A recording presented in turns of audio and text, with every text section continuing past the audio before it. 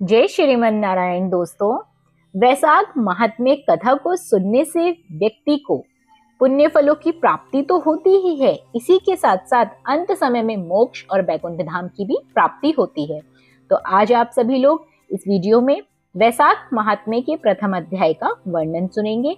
किस प्रकार नारद जी ने राजा अम्बरीश को वैशाख महात्म्य का ज्ञान सुनाया था। सारी कथा को संपूर्ण जरूर सुनिएगा, तभी आपको पुण्य फलों की प्राप्ति होगी। तो सूत जी बोले, एक समय परमेश्वरी ब्रह्मा के पुत्र नारद जी से राजा अम्बरीश ने पवित्र वैशाख मास का महात्म्य पूछा।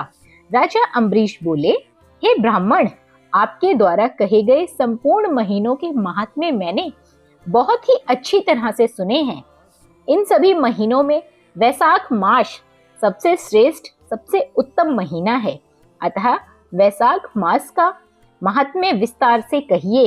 ये मास विष्णु भगवान को इतना प्रिय क्यों है? इस वैशाख मास में सब कार्य किस देवता को प्रसन्न करने के लिए किए जाते हैं?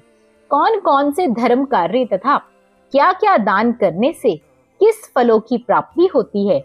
और संपूर्ण से आप हमें बतलाइए। तो विष्णु भगवान की किस प्रकार उपासना करनी चाहिए, किन किन वस्तुओं से उनका पूजन करना चाहिए? हे नारद जी, ये सब आप मुझे विस्तार पूर्वक सुनाइए। मुझे इसे सुनने की प्रबल इच्छा है, मैं पूरी श्रद्धा भाव से इसे सुनूंगा।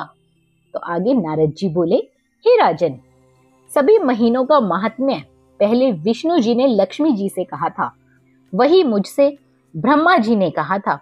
सब महीनों में कार्तिक, माघ, वैशाख, ये तीनों सबसे श्रेष्ठ महीने हैं, सबसे उत्तम मास हैं। इन तीनों में वैशाख मास सबसे श्रेष्ठ मास माना जाता है। ये महीना माता के समान सब जीवों को अभिष्ट फल देने वाला है। धर्म, दान, कर्म, यज्ञ, तप, स्नान और व्रत आदि करने का सार है, जिनके करने से सब पापों का नाश हो जाता है। इसकी देवता भी प्रशंसा करते हैं। ये मास विद्याओं में वेद विद्या रूप है, मंत्रों में प्रणव है, वृक्षों में कल्प वृक्ष है, गवों में कामधेनु है, नागों में शेषनाग है, पक्षियों में गरुड़ है, देवों में विष्णु है और वृणों में ब्राह्मण, प्रिय वस्तुओं में प्राण है, सुहृद वर्ग में भर्या के समान हितकारी, नदियों में गंगा, तेजस्वी में सूर्य, शस्त्रों में सुदर्शन चक्र, धातुओं में स्वर्ण और वैष्णवों में शिवजी के समान तथा रत्नों में कौस्तुभ मणि के समान है। इसी प्रकार धर्म कर्म के लिए सब मासों में उत्तम वैशाख मास है। इस मास के लिए सब मासों में उत्तम वैशाख मास ही माना जाता है। इस मास के समान विष्णु में प्रीति उत्पन्न करने वाला और कोई भी महीना नहीं है।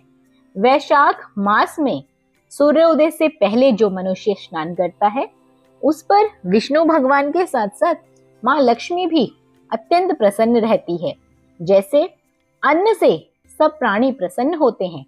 मेष राशि के सूर्य में वैशाख मास में प्रातःकाल जो मनुष्य स्नान आदि नित्य नियम करता है अथवा दूसरे मनुष्य को देखकर उसका अनुमोदन करता है, वह विष्णु लोक जाता है।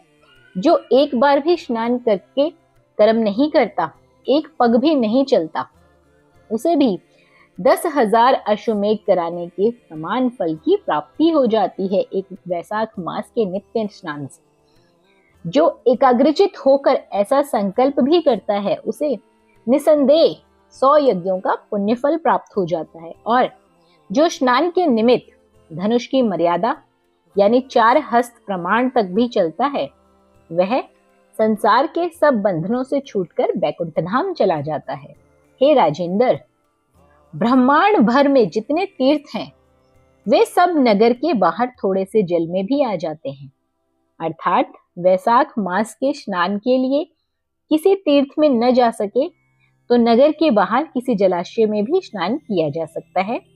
यम की आज्ञा से शास्त्रों में लिखे गए पाप तब तक गरजते हैं जब तक मनुष्य वैशाख स्नान नहीं करता। विष्णु भगवान की आज्ञा से वैशाख में तीर्थों के अधिष्ठाता संपूर्ण देवता सूर्योदय की 6 घड़ी के बाद तक भी थोड़े से जल के बाहर मनुष्यों के हित के लिए ठहरते हैं। इस समय तक जो भी लोग स्नान नहीं करते तो वह उनके दारुण श्राप देकर अपने स्थान को चले जाते हैं। अतः स्नान सूर्योदय के 6 घड़ी उपरांत तक ही कर लेना चाहिए। तो ये था वैशाख महात्म्य कथा का प्रथम अध्याय। आगे के अध्यायों को जरूर सुने ताकि आपको भी उत्तम फलों की प्राप्ति हो, आपको भी यज्ञ तप ज्ञान करवाने तक के सभी फल इस महात्म्य को सुनने से प्राप्त हो सके। वीडियो पसंद आया हो तो वीडियो को लाइक करके कमेंट बॉक्स में जय श्री हरि विष्णु जरूर लिखें। बने रहिए आपके अपने YouTube चैनल अंकित वास्तु ज्ञान में। धन्यवाद।